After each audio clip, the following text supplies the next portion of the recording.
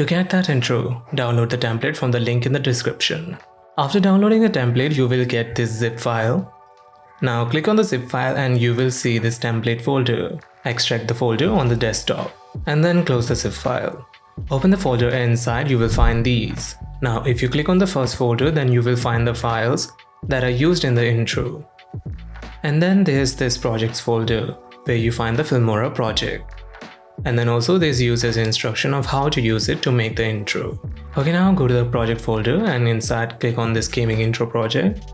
Once clicked, it will open Filmora for you.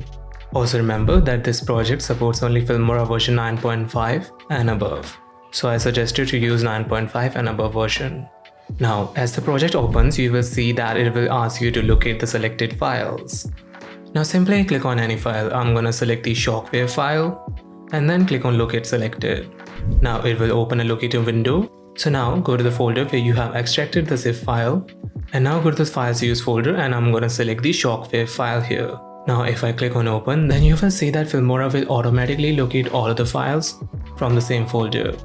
Once the project is open, you will see these files here. Let's play to check.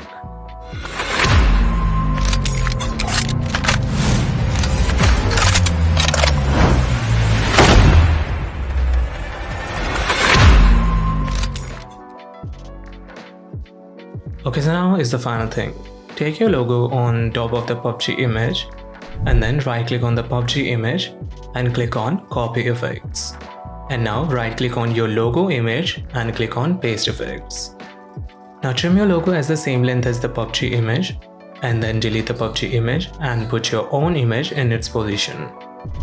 Now if you play, then you will see that it automatically gets animated with the intro.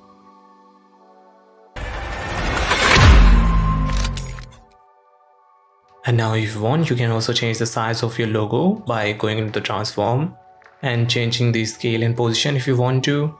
And now it is complete. Export this into a video.